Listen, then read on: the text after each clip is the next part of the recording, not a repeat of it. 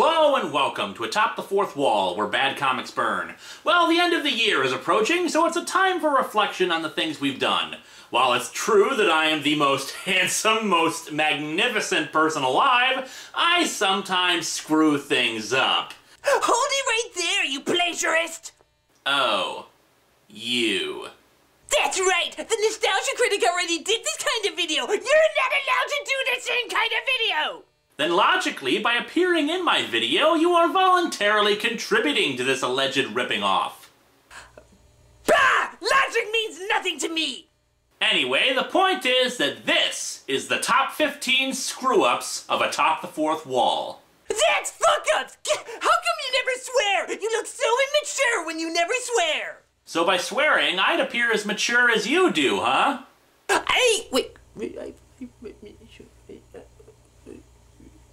Everything you know is wrong. Black is white, up is down, and short is long. And everything you thought was just so important doesn't matter. Everything you know is wrong. Just forget the words and sing along. All you need to understand is everything you know is wrong.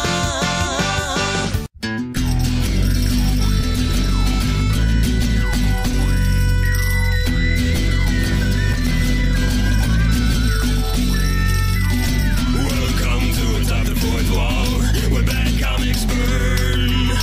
Linkara's gonna teach you all a lesson you won't learn. Brodsky, you're not the smartest. Life out, you're not an artist. Anyone who's had a bad comic published, it could be your turn. Linkara, he's a man, punch, wears a party hat. Linkara, he has a magic gun. Where'd he purchase that? Linkara. Coins, robots, Amazons and trucks. Linkara. This comic sucks. Linkara. It's so important, doesn't matter. Everything you know is wrong. Just forget the words and sing along. All you need. Number 15. How come you can't say room or roof correctly? This one will cover all my general mispronunciations or mispronunciations or however you pronounce it. For example, on one or two occasions I said fox instead of foe. Another time I said anathema instead of anathema. Really, it comes down to the fact that they're words that I don't use very often and I don't see many other people use either. As such, I don't know how to pronounce them when I end up actually needing to speak them. Usually people are very helpful and will point out when I've screwed up and later I say them correctly. But the most common ones that crop up are when people say I'm saying room as rum or roof as rough. You know, maybe I'm not the problem. Maybe it's all of you who are saying it incorrectly. Nah, that's just stupid. It's all me. Fact of the matter is that I have an accent. It's not that noticeable, but it is there. I'm a Minnesotan, a Midwesterner. I may not talk like this all the time, or talk about how ding-dang cold it gets up here, or how Wally and Norma went up to the butte to go fishing, but there are traces here and there, particularly when I say rum or roof. It's just the way it is, and it isn't going to change unless I spend every day saying room and roof. All you need to understand is. Number 14. Mark Wahlberg wasn't a member of New Kids on the Block. Yes, he was! Okay, admittedly, this one is harder to prove, but Wikipedia and a few other websites have backed me up on this, as well as several fans who have responded about this. I might still end up being proved wrong, but what I've read stated that Marky Mark was indeed a brief member of New Kids on the Block. He had creative differences, or whatever the hell happens inside of bands, and left the group before he could actually record anything with them. Admittedly, that's not much to go, and people may still call foul because of the fact that he never actually did any big appearances or record anything with them, but I'm counting it since he was still a part of the group, even if only for 15 minutes or the like. If anyone has copies of an official New Kids book or something that stipulates that that was just a rumor or something that became fact, then fine. I will retract my statement, but so far everyone just keeps trying to correct me by saying that it was his brother Danny who was the member and not him, which is true, but again, I've got sources. They're admittedly internet sources, but it's all I've got because I feel very sorry for myself if I actually owned Marky Mark's book or any New Kids on the Block related reading material. Of course I do own one. That comic. All you need to understand is Number 13. How dare you make fun of the Maxx? Back in my Darker Image #1 review, I had the audacity to say that the Maxx sucked. Oh, wait, I never said that! And yet several people told me that they got mad at me for hating on Maxx. I'm sorry, I didn't realize that there wasn't a difference between I don't care for this and it looks weird but I've heard lots of people like it, and this is the worst thing ever. Let me make this clear. I don't hate the Maxx. I don't care about the Maxx. I appreciate the recommendations from people, but to me, everything about it is just weird, and not all that appealing to me for both show and comic. If you like it, great, more power to you. However, my review wasn't about the Maxx series, it was about Darker Image #1. As a story, it was confusing, boring, and just weird. Again, you can enjoy it without me having to enjoy it too. People are allowed to not like the same things.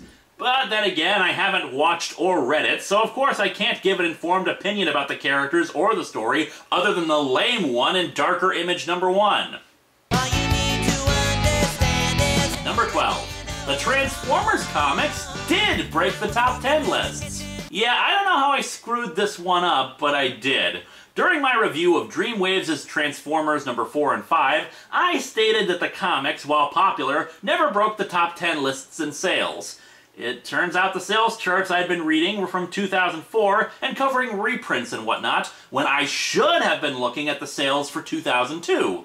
In fact, Transformers comics held the #1 spot in sales from April through September of 2002. And even after that was over with, other Dreamwave Transformers comics were within the top 20 for a few months following that. Hell, even the issues I reviewed held the #2 and #1 spot for their respective months. And the only reason that #4 wasn't in the #1 spot was because another Transformers comic held that spot. It's also kind of head-scratching that this is the case. Consider that these were the books where Pat Lee couldn't even draw the correct number of wheels on Optimus Prime's truck mode. Let's not even get into the fact that the windows on Optimus's chest don't look like a truck.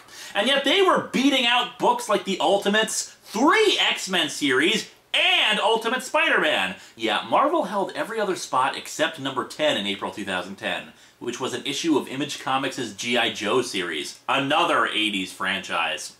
Well, Dreamwave and Pat Lee may have been some of the scummiest, non-paying, crappy things ever to happen in the comic industry, but you can't argue with those results, and I screwed up in giving credit where credit is due. all you need to understand is Number 11. Robby the Robot isn't a bad guy! Yeah, who knew there were so many fans of Forbidden Planet among my fanbase? During the introduction to my Strange Adventures #136 review, I listed off examples of good and evil robots in fiction. When I talked about evil robots, I showed a movie poster from Forbidden Planet that depicted Robby the Robot, one of the most recognizable robots in movie history, carrying off a woman.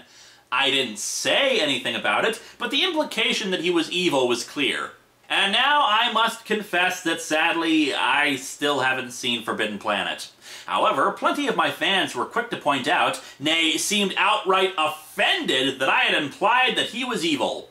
In the movie, he was actually the robotic assistant of Dr. Morbius and tried to save the heroes of the film.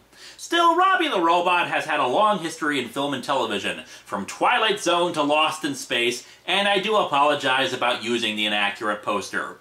Robby the Robot is perfect, and I am an idiot. Forbidden planet. Forbidden planet indeed. all you need to understand is Number 10. There were computers that weren't electronic. Back in in my review of the Tandy Computer Whiz Kids Fit to Win comic, I mentioned a bit at the end of the comic where there's a brief history lesson about computers. Specifically, the line mentioned that the first all-electronic computers were made in the United States. The world's first all-electronic computers, as opposed to the computers made of rocks and bamboo. Since I wouldn't have the job I have today if not for computers, I should probably have been more up-to-date with my computer knowledge. People pointed out that they were probably referring to mechanical machines called Babbage engines. Charles Babbage, a mechanical engineer in the late 1800s, attempted to create several machines called difference engines and analytical engines that could be used to do mathematical figures faster than humans at the time who were referred to as computers. While Babbage never successfully created any of his devices in his lifetime, his blueprints and ideas were very similar to modern computers, and some were able to create working versions of his ideas in the early 1990s. I've got one better for you, though. The comic says that the first electronic computers were made in America, but actually the first programmable electronic computer was made in England during World War II, a device called Colossus that helped decode Nazi communications. So, yeah, history is fascinating, and I suck for getting it wrong. But then again, so did the comic. All you need to understand is Number 9. What happened to the Shadow comic you were going to review? I am a fan of the old radio dramas featuring the pulp hero known as the Shadow, a detective who, through advanced hypnotism, could become invisible. In addition to the stories where he originally was created, there have also been several Shadow comics. In my 2010 trailer, I used the opening line from the radio dramas. Who knows what evil lurks in the hearts of men? The Shadow knows. The implication being that I was going to review one of the Shadow comics. And I was. However, the comics at my disposal, when I looked at them, they didn't seem all that bad, and I didn't have a lot to work with. Mind you, one of these stories involved the Shadow with a massive cyborg body, but since it was so late in the run, I wasn't sure what the hell had caused the radical shift in the premise of the character. As a result, I didn't want to do injustice to the comic, since it's entirely possible that there's a good, well-written explanation for all of this. So I didn't want to piss off Shadow fans by not doing proper research. I kept pushing back the review until, well, October was Silent Hill and the Clone Saga, November was Secret Origins month, and the last few weeks have been Christmas comics. I do hope to finally do a review of a comic about the Shadow in 2011, but for now, all I have to say is I'm sorry for not getting to it this year. Who knows what evil lurks in the hearts of men? No idea, but only the Shadow knows where the hell my review is. all you need to understand is Number 8. Stop insulting Europeans! This one's a twofer, covering a specific incident as well as a general attitude that people think I have concerning European comics. During my Batman Fortunate Son review, Isaac Crow, aka the Moron of Metal, breaks into the home of So Not Elvis and wants to liberate his body, since for some bizarre reason the body is preserved like freaking Lenin in a glass case. And yet, given the philosophical leanings of this comic, I'm shocked, mind you, that Not Elvis fails to do this.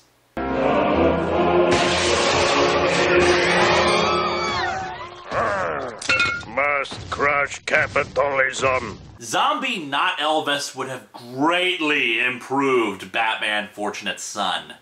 Joking aside, Crow yells out that in Europe, national treasures and relics of saints, yeah, if you haven't seen the video yet, he's seriously referring to musicians like that. It's a weird friggin' comic. Are free, and the same should be done in America. I made this remark. In Europe, the relics of saints are on display to all worshippers. Free! Yeah, and how are those high tax rates in Europe going, I've made it no secret that I am a capitalist and very much against higher taxes in any capacity in any country.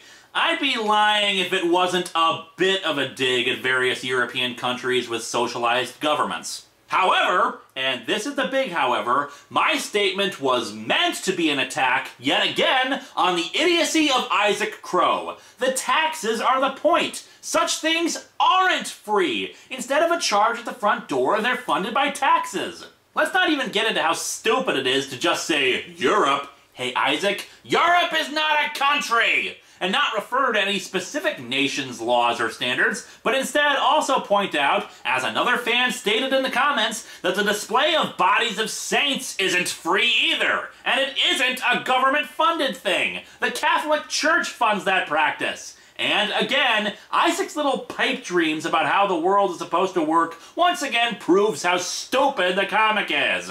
That same poster also pointed out that the American government already subsidizes sites of cultural importance due to music.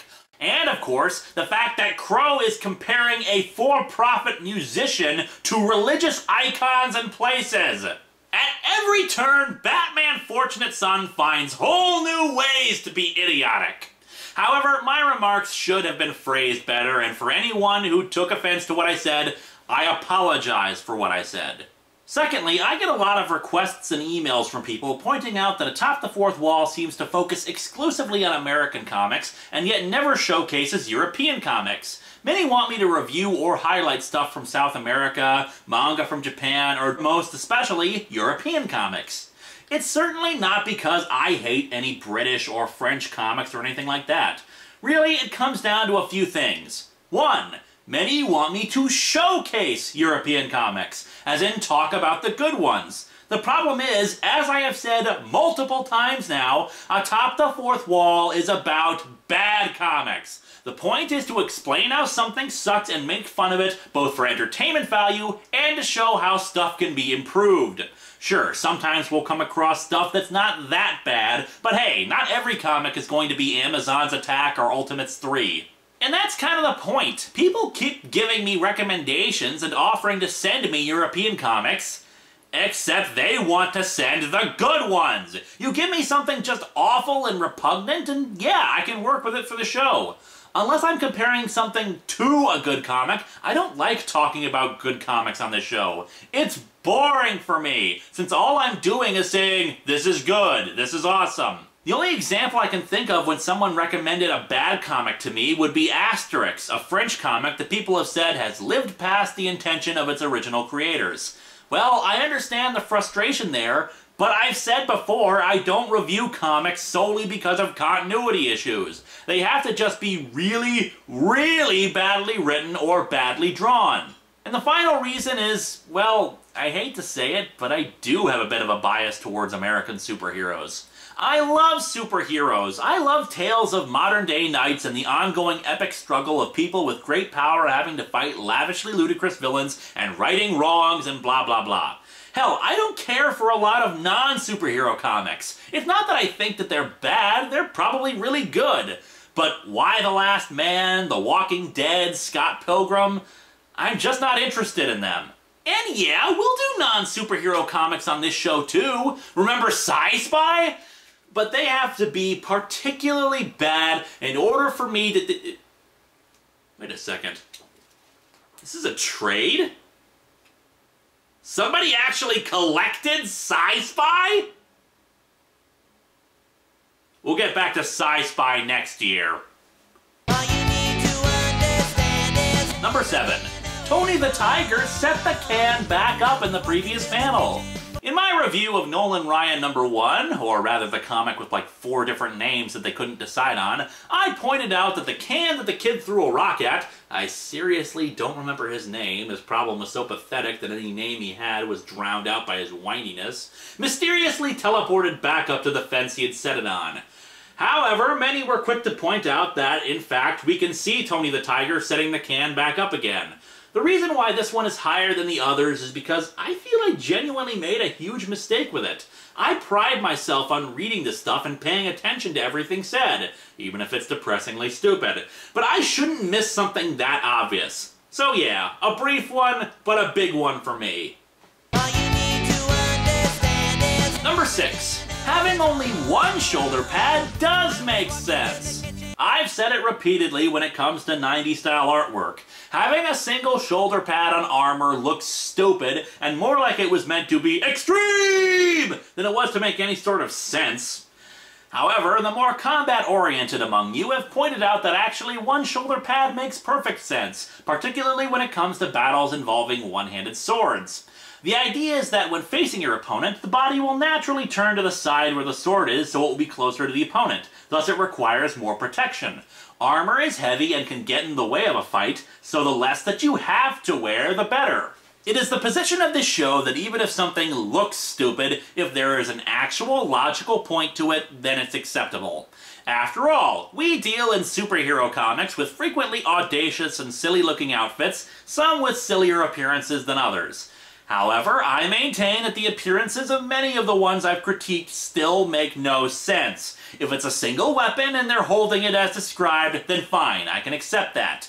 However, frequently those same 90s-style characters were wielding more than one weapon or wear so little actual armor that just having the shoulder pad doesn't make any sense. Form follows function, but it certainly doesn't apply to Law and Order here. Number 5. The Super Cruiser is an RV, not a U-Haul. Back in Chuck Norris Karate Commandos, we were introduced to Chuck Norris's battle wagon known as the Super Cruiser. The thing looks absolutely silly and can't be taken seriously as a combat vehicle, and I compared it to a U-Haul. I received 2 major responses to this. The first was asking why I didn't mention a similar looking craft from the movie Stripes. In cases like this, there are usually one of 3 reasons why I didn't mention it. 1. I just didn't think of it. It happens, people. I haven't seen Stripes in years, and even then I don't remember a lot of it other than it being hilarious. 2. I've never heard or seen what you're comparing it to. This happens frequently, since there are a lot of cartoons, movies, or etc. that I just haven't seen, and frankly I don't watch very much TV or movies anymore. 3. I like to screw with expectations, and sometimes that means going with the obvious joke, or not going with the obvious joke. I like to keep you all guessing. Anyway, as to the Super Cruiser itself. Yeah, you're all right that it does indeed more resemble an RV than a standard U-Haul. However, like so many others, I will attempt to justify myself here. While doing a search for trying to figure out what it looked like, the first thing that came to mind was a U-Haul, and when doing a Google search, I came up with this image. I mean, come on, it even has the same color scheme as a U-Haul. Still, yeah, you're all very much right. It is more like an RV than a U-Haul, so I screwed up. But then again, so did Chuck Norris, who thought that this thing could pass as a military vehicle. Number 4. Why don't you ever swear? Okay, first of all, I swear all the time.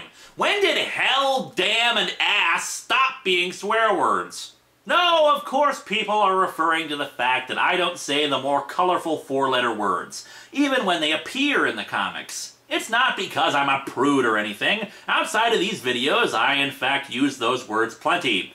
Heck, you can see me say the F word in the bloopers for the Alone in the Dark review on the That Guy with the Glasses DVD. Plus, I mouthed it way back in my Batman number 147 review, plus I had an entire video called the Top 15 WTF Moments. No, the reason why I don't use those words started out primarily because of habit and later because I wanted to prove I can be funny without having to resort to it. And before anyone suggests otherwise, that doesn't mean I think that my fellow video reviewers are lesser for using them. Many are downright skillful in their swearing, able to cobble together curses that I could never hope to match. But for me, it doesn't work for this show. Now, as to why I don't swear when the comics themselves swear, really, there have only been like 2 or 3 comics that have actually done so. And I'm pretty sure it was the Silent Hill comics. And does anyone out there believe for a second that those comics were made better by them swearing? Bottom line, yeah, I could say those words, but does saying them actually make my videos better? Really? Number 3. Naked news does exist. The last 3 on our list are for the comments that tons and tons of people kept commenting about, and this is the first. In my review of the first part of The Dark Knight Strikes Again, I criticized Miller's so-called satire of News in the Nude, a segment that featured the newscasters, well, nude. I called it out as the bullcrap that it is, that a mainstream news station would never stoop to that kind of nonsense, not only because it's pointless both story-wise and in logic, but also because the FCC or whatever equivalent organization exists in any given country would never let such a thing pass. Except for the fact that apparently there is a real website called Naked News, which features the newswomen casually taking off their clothes as they read off the news. There is also apparently a TV version of the website, but it airs primarily on Canadian TV very late at night, partially because the company is based in Canada and can get away with topless interviews on the street, in fact, thanks to Ontario laws. Though I am getting that from Wikipedia. So, okay, yeah, I was wrong and this exists. Sort of. After all, it's still not the regular news, and back when people were talking about this, I actually went to their website and watched one of their videos to verify the claim about it. Yes, my research forced me to watch a woman taking off her clothes. Truly, I have the worst job in the universe. Kidding aside, what's the point? It's not like they're performing a striptease or doing pornographic acts. They're just taking off their clothes while reading the news. In an environment where hardcore porn is readily available on the internet, what's the appeal? In the weather today, a cold front hit the upper areas of Minnesota, but then again, who should be surprised by that? It's Minnesota. We only have 2 seasons up here, winter and road construction. In the world of sports... All you need to understand is Number 2. The Kool-Aid Man wouldn't freeze in space. Speaking of really cold things, let's recall the Kool-Aid Man comic. Yeah, I don't want to remember that it exists either, but here we are. Sometimes I love the fact that my fans are damn smart. Other times it can get really frustrating when loads of people comment, email, and private message me the same scientific fact over and over. And what fact is that? The fact that, in a vacuum, the Kool-Aid Man would not freeze. Here's a brain twister for those of you not scientifically inclined. Cold does not actually exist in terms of science. There is only the absence of heat, and space has little to no heat in between planets and stars. And guess what? Heat transfers from an area of high heat to an area of low heat. So all the heat in the Kool-Aid Man should transfer out into space. Now, one would think that would mean that means he would freeze. However, there's no air in space, and without any air, there's no air pressure. So, in fact, a creature made of liquid like the Kool-Aid Man would actually boil in the absence of pressure and evaporate. So there you have it, the science of bizarre creatures made out of sugary drinks and how they should act in the vacuum of space. We are a bunch of nerds. all you need to understand is And the number 1 screw-up of Atop the Fourth Wall is... Schrodinger's cat is supposed to be an absurd concept. Oh dear God, if I had known that people take that stupid cat so seriously, I would have never brought it up to begin with. Back in my Silent Hill Dead Alive number 1 and 2 review, I made a joke about Schrodinger's cat. The entire point of it was to avoid talking about Dead Alive because it's that freaking awful, and I figured it would just be taken as me being over-analytical for the sake of humor.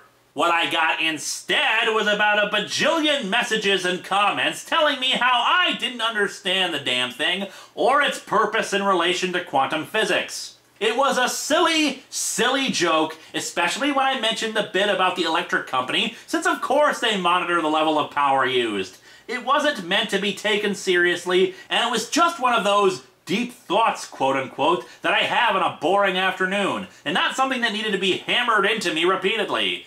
For those who still don't know what I'm talking about, Schrodinger's cat is a thought experiment proposed by Erwin Schrodinger in 1935. Schrodinger didn't like the interpretation proposed by the Copenhagen experiment regarding subatomic particles changing when being observed, and... Oh, screw it, I'm not explaining this! Just go read the comments made in the Silent Hill Dead Alive number 1 and 2 review. Hell, I still don't fully grasp it. The point is, I'm sorry, okay? It was just meant as a stupid little joke about the title of the comic, yet apparently quantum physics is serious business, enough to warrant having lots of people point out how much of an idiot I am. Well, okay, yes, I am sorry that I got this wrong, but please stop sending me essays about this. I don't care. I don't care at all. Well, okay, I do care. I get frustrated sometimes having to read through the same kind of comments all the time, but honestly, I do appreciate it. It shows that you guys do watch the videos, and you care about them enough to correct me when I screw up. You guys are looking out for me, and I really appreciate it. Just, well, please take a look and make sure someone else hasn't already pointed it out. So that's my top 15 screw-ups. Yeah, there are probably more that have happened, and, well, there probably will be more coming in the next year. You're not off the hook yet, mister! How come you keep using people for cameos? What, you actually like using people whose work you enjoy? That's stupid! You're the worst comic book reviewer ever! Your reviews are terrible! You make fun of Frank Miller, and Frank Miller is God! You sound like the rat from Ratatouille! You have this great big lisp! How did you find me? What is it about magic that none of you people understand?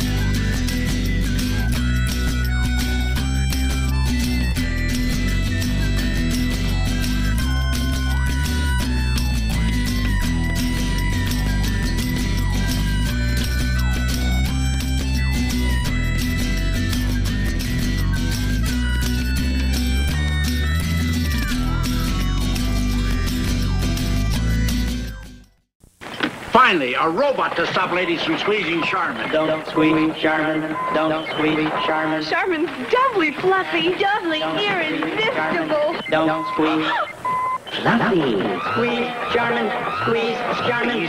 Squeeze. Squeezack's right. Charmin made the ordinary way might not get squeezed, but Charmin's doubly fluffy. It's so squeezably soft. It's doubly irresistible. Don't squeeze Charmin. Don't squeeze.